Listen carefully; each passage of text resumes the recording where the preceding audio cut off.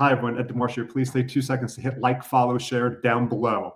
I'll give you 2 seconds right now to hit those buttons. It helps us beat the YouTube algorithm and it gets our message out to more people. So please take 2 seconds to do that. And also check out trendsjournal.com for the world's best trend forecast that you will not get anywhere else. We're banned in the mainstream media because we do not swallow the government propaganda. And also follow us on Substack. It's trendsinthenews.substack.com. That's trendsinthenews.substack.com. All the links are down below.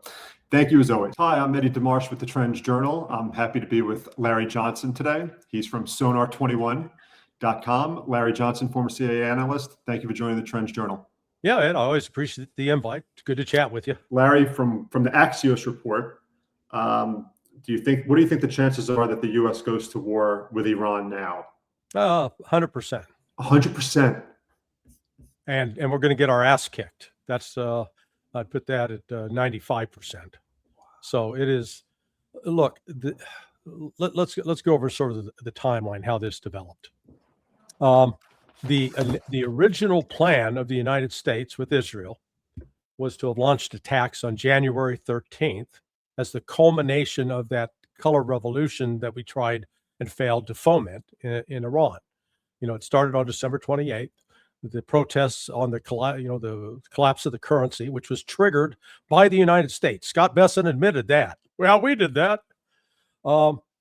Iran faced this outside influence being run by the CIA and Mossad, I believe.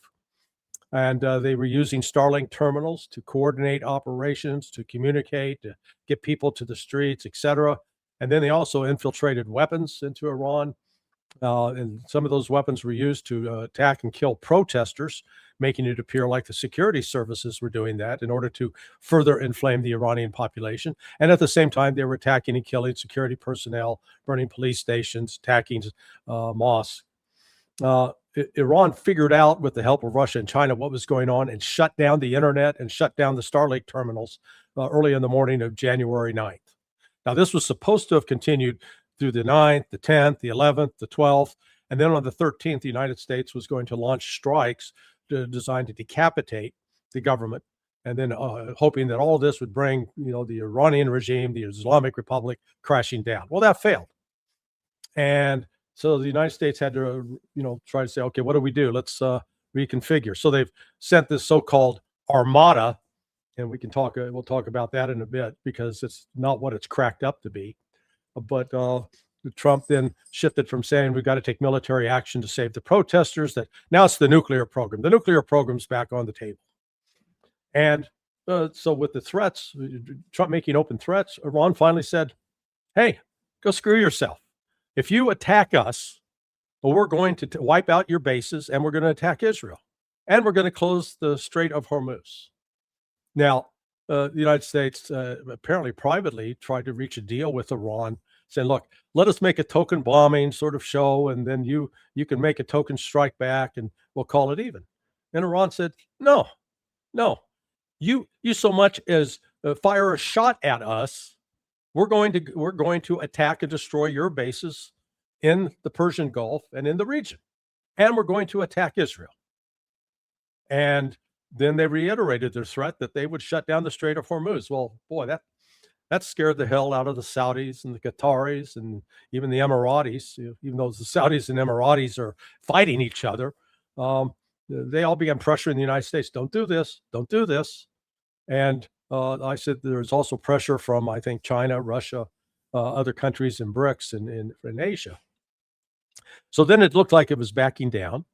And then Trump shifted, again, he shifted the rhetoric from we got to save protesters to we got to, prevent Iran from getting a nuclear bomb. And Iran said, fine, we'll talk about that. Happy to talk about that. And we'll talk about giving up on enriching uranium, or at least some portion of it. Those are things we can negotiate over. But the United States added, they said, well, no, you got to negotiate on getting rid of your missiles and stopping support for groups like Hamas and Hezbollah. And Iran's position was, no, we're not going to do that. So initially there was agreement. Okay, we'll meet in Turkey. We'll have talks. on the nuclear side. And Iran said, fine, but we want to change the venue. We want to do it in Oman. So apparently sometime yesterday they had agreed on Oman. And then the United States came back and said, no, if we're going to meet, you're going to have to talk about your ballistic missiles and your support for those outside groups, or else there's no talks. And Iran said, fine, there's no talks. Basically, go fuck yourselves. Now the United States is like, well, no, wait a second. Can't we? Iran said, no. So we made it clear. We'll talk about the giving guarantees that we're not building a nuke, because we're not up to this point, and that, we restart international inspections, but inspections that we're sure that we don't have spies in there identifying our scientists so you can come murder them later. And we'll talk about, how to deal with the enriching uranium concerns that you have, so that you be assured that we're not enriching at a level to create fissile material that could be used to build a nuclear warhead. And so I thought, as my writing last night, that this gives Trump an out, that he could go into this, get a negotiated deal, guaranteed deal with Iran, backed up internationally. Let's call it another form of JCPOA, except this one would have actually less restraints than the original one did, that Trump walked away from back in 2018. But at least he'd be able to declare, hey, I've got a victory, a diplomatic victory. What I did write last night was, the question is, would he be able to break free of the Zionists who are insisting that Iran's got to get rid of its ballistic missiles and stop support for Hamas and Hezbollah? And just as a side note, do you know how many Israelis have been killed since 1982 by terrorist attacks from Hamas and Hezbollah? Take a guess. I'm going to take a guess. Since 1982, I was born in 1982, so I know that that's like 44 years ago. I'm going to say less than 200. Well, no, it's less than 5,000. But less than 500,000. Okay. 5,000. But the way the West talks, you'd think it was like 100,000. And they always talk that Hamas and Hezbollah are constantly killing Israelis. Well, that's not true. Is that including IDF soldiers, or is that not including IDF soldiers? 5,000. No, that's just civilians. That's civilians. Now, but even IDF soldiers, I think the number on IDF would be fewer than 2,000, 3,000. Larry, do you think a lot of debate, at least in the alternative media, is whether or not Donald Trump actually wants to attack Iran personally, like from a U.S. strategic position? Like, does Donald Trump want to attack Iran, or is he doing it? Is he talking like this only because of the pressure that he's feeling from his Zionist lobby and his supporters? I think it's more the latter. You think it's more the latter? Yeah. Now, let's put this into proper context. What are the likelihood? This is why I said the United States is going to get its ass kicked by Iran, because let's recall what happened last March in Operation Rough Rider, where the United States went into the Red Sea.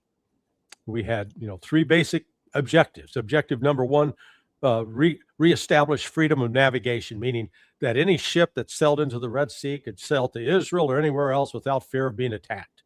So we were going to stop the Houthis from attacking those ships. 2, we were going to weaken the Houthis militarily. And 3, we were going to break the Houthis' ties with Iran. 7 weeks, started in March, ended in April. In that 7 weeks, the aircraft carrier USS Eisenhower went under attack. We actually had 2 aircraft carriers in the Red Sea. Those aircraft carriers were accompanied by a total of 4 U.S. destroyers and 1 cruiser. Now, the purpose of cruisers and destroyers with a carrier task force or a carrier strike group like this was, is they create a missile defense shield around those ships. The problem is each of those destroyers carry a limit of like about 100 air defense missiles.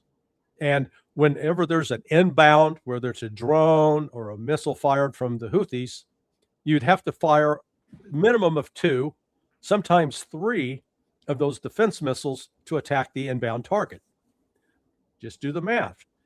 As long as the other side's only firing 1 or 2 at you, then you've got enough to stay. But what happens, and what did happen, was the Houthis fired many more than that. And so if you've got 100 missiles and the Houthis fire 60 drones or missiles at you, all of a sudden you've had enough to shoot down. You're going to miss at least 10. So when once they run out, it's not like you can just have another ship pull alongside and, hey, give you some more missiles to stuff in the tubes. No, they have to break off and go to a port where they can be physically loaded from a crane. Doesn't Trump know this? Doesn't Trump have people around him right now, like you, telling him these realities, that telling him if we have a strike group getting into this vicinity, we're going to have problems ourselves if we take on Iran? I don't think so. I mean, that's why I say if people had told him this, you wouldn't paint yourself into a damn corner. So now here's what he's done. So, but let's remember, after those 7 weeks, when we lost 7 Predator drones, MQ-9 Reapers, at a cost of $35 million apiece, so we were right up over to about $220 million in the hole. We lost 3 F-18A Hornets that went into the drink or got shot down. We claimed friendly fire. We pulled out. Trump said, "Oh, the Houthis have capitulated. We're withdrawing," and we withdrew. So after those 7 weeks, where we had 2 carriers, 4 destroyers, we were unable to destroy the Houthis' missiles. And the Houthis don't have this massive store inventory of missiles. Okay, so now what's Trump proposing to do? Instead of 2 aircraft carriers that we had in the Red Sea, we got 1. And instead of 4 destroyers and a cruiser, we got 3 destroyers. That's it. And instead of those 3 destroyers being fully packed with air defense missiles, they're only half loaded because the other half has Tomahawk cruise missiles. Oh man, now we're going to show those Iranians, except because Iran has 18 different types of ballistic missiles, 5 different types of cruise missiles, 12 different types of drones that can fly 2,000 miles and carry missiles. We've decided that we need to keep our ships offshore. Now I've heard 1,000 miles. I've heard 500 miles. I don't know. But if it's 1,000 miles, guess what? The Tomahawk cruise missile can only fly 1,000 miles. So if you're 1,000 miles offshore, those cruise missiles are meaningless, which means if you're going to use them with any kind of effect, those ships are going to have to come in at least 500 miles, if not closer to the Iranian shore, at which point they are completely vulnerable to a bristling array of anti-ship missiles that the Iranians have, very sophisticated missiles. And that's why I say we're likely, if Trump pursues this, we're gonna have ships sunk and sailors dead, and it's his own damn fault. They could have known that, and they're not thinking this through, because the other alternative, they're thinking, well, we'll fly F-35s and drop bombs in Iran. No, you're not. You know what? The attack that took place last June, there was really no evidence of any Israeli or U.S. aircraft flying in an area where they could be hit with air defense. Iran has now got robust air defense thanks to actions by the Russians and the Chinese. In addition, I learned through another source that China has brought into Iran, let's call it a GPS disruptor. In other words, the kinds of systems that the United States relies on for, the Tomahawk flies according to GPS. It pinpoint where it's located. Well, if those locations now are disrupted in the same way that the Chinese and Russians helped the Iranians disrupt and break the Starlink signals, all of a sudden the capability of U.S. weapons is greatly diminished. And then there's the vulnerability that Iran, in that 12-day war, they made a token strike at Al Udeid Air Force Base. They're not going to do any token strikes. This time they're going to go balls to the wall. They'll take out our fleet, what is remaining in the Persian Gulf and Bahrain. They'll destroy Al Udeid, and there are at least 9 other bases, camps distributed through Kuwait and also up into Iraq and into Syria.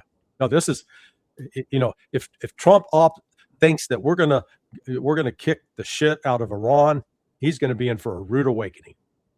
You said at the beginning of the show that you gave it 100% chance that you think now the U.S. will be going to war to some extent with Iran.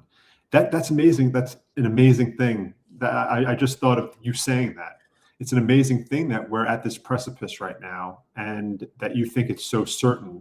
Because don't you think there's a chance that Trump is going to bluff all the way to the end until he has nothing left? Yeah, no, you're right. I'm engaged in a bit of hyperbole, but I'm so shocked that that Trump and his team are this stupidly walking away from what really they could have had a diplomatic victory. I mean, if the issue is really wanting to ensure that Iran is not building a nuclear weapon, they could have had a deal that would have guaranteed that. But see, that's not the objective. That's been a lie all along. They know Iran's not building a nuke. The irony out of all of this is that if the U.S. goes ahead with this attack on Iran, it is going to then switch the momentum. It's going to compel the Ayatollah Khamenei to reverse his fatwa, because this is all based on a fatwa that has been issued by the religious authorities that it's a haram, it's evil to build a nuke. It's against the tenets of Islam to build a nuclear weapon. And now they'll come back and say, you know what? In order to preserve the lives of the people of Iran, we need a nuclear weapon, because if we have a nuclear weapon, they're not going to dare to attack us. That's going to be the ultimate irony here, is that Trump is actually going to be the one who makes it possible for Iran to get a nuke. I talked to Professor Morandi a lot, and he said that one of Iran's tenets is that it likes to make sure that it could maintain its own military without relying on outside forces like China or Russia. It wants to be solely independent. Yeah. If the U.S. does go into Iran and a war does break out, do you see Russia and China sitting on the sidelines to a degree, maybe offer some diplomatic statements every now and then condemning U.S. aggression, or do you see them getting more overtly involved in the defense of Iran? Well, let me point out one other interesting fact in this mix. First or second week of March, Russia, China, and Iran will conduct an annual military exercise, naval military exercise. They've been doing this every year since 2019. Now, so I guess what I'm saying is, if the United States is going to act militarily against Iran, it's going to do so before that happens, because once you got Russian and Chinese warships in the area, then all of a sudden, if any kinds of attacks on Iran could actually trigger a response from those ships if it's a maritime attack. Now, I've spoken with a couple of different senior Russian officials, not government officials, but they're influential. Sergei Karaganov and Alexander Babakov. Babakov is the number 2 guy in the Duma, and I don't see Russia getting in where they're necessarily fighting alongside Iran. But what has happened since June 25th of last year is, and Morandi was exactly right. Prior to that 12-day war, Iran, you're too young to remember this, but in the late 60s, early 70s, Excedrin had a commercial, and there'd be a woman, an older woman, telling her daughter, who's like, her daughter's in her 20s, trying to give her advice and tell her how to do something. And because the woman had a headache, she'd snap, "Mother, please, I'd rather do it myself." That was Iran. Iran prior to June 12th was, "Hey, we've got it fine. We've got this handled." Well, they didn't, and they realized that.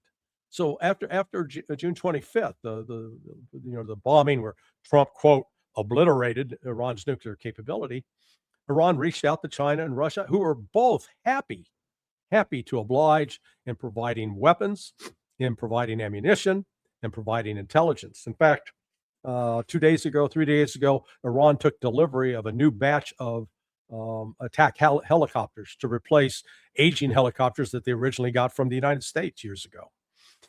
So Russia and China they've equipped Iran now with what it needs to defend itself.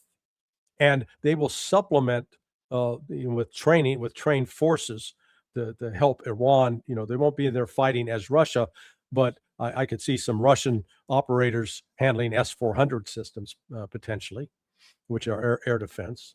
The same for Chinese. But they will certainly provide intelligence, including overhead photography, so that Iran can pinpoint where they need to strike in military bases to take out air defense systems and destroy critical communication systems. So Iran and China will be involved. They'll be involved on the periphery, but Iran, I think right now it's strong enough that it's strong enough relative to what the United States hasn't deployed a force. I mean, as I was trying to point out earlier, if we couldn't beat the Houthis in 7 weeks with 2 aircraft carriers and 5 destroyers, what moron thinks that we can take on Iran, which is landmass 3 times the size, population-wise much larger, but technologically light years ahead of the Houthis, and that we can beat them in a day or 2? Go to hell. This is ridiculous. Because what will happen is, unlike the Houthis, the Iranians are capable, if the carrier strike group decides to engage, they are going to be hit with swarms, hundreds of drones, which means those ships, which are carrying maybe 60 air defense missiles, they have a capacity to fend off 30 drones or 30 aircraft attacks or 30 missile attacks. 30 each one, 120 apiece. That means, so 60, 180. So basically, after 90 drones or 90 missiles or whatever, they're out of ammunition. They could be out of ammunition in 3 days, 2 days. So this would be over quick. And then the carriers they're going to have to withdraw because they will no longer have a defensive shield. Isn't that why Trump wants this war to last no more than 3 to 5 days, because maybe of the anti-missile systems in these carrier groups? My question, Larry, is when a country hears that a carrier group's headed in its direction, what can you describe what that means? And I know this might be a hard question to answer, it might be impossible, but is there a country on earth that, let's say, one carrier group could defeat militarily without using obviously any kind of nuclear weapons? Like, so when you move a carrier group into a vicinity of a country, is that as strong as some entire military is? Like, how would you describe the strength of a carrier group? Yeah, it has the ability to inflict a lot of damage.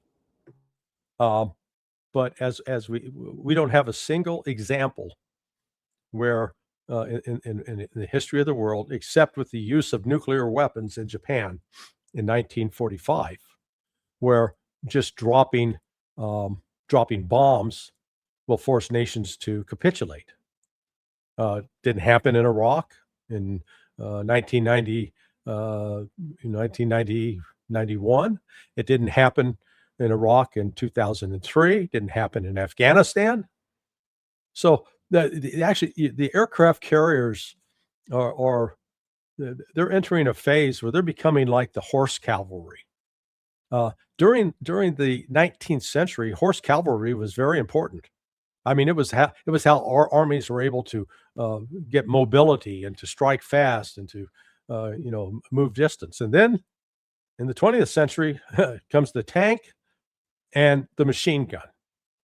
And with motorized vehicles and with machine gun rapid fire, all of a sudden the horse cavalry was no longer relevant, no longer essential on the battlefield. Well, the era in which the aircraft carrier has dominated, it's basically over because of this thing called hypersonic missiles. And with the hypersonic missiles, there's no defense that the aircraft carrier has. It can be easily sunk if it gets too close to shore. And the reason, in the past, they could get close to shore and you could launch the air attack by these, now we got the fighter bombers with the F-35s, which, that airplane is basically a lemon, an expensive lemon at that. But, it's still capable of inflicting damage.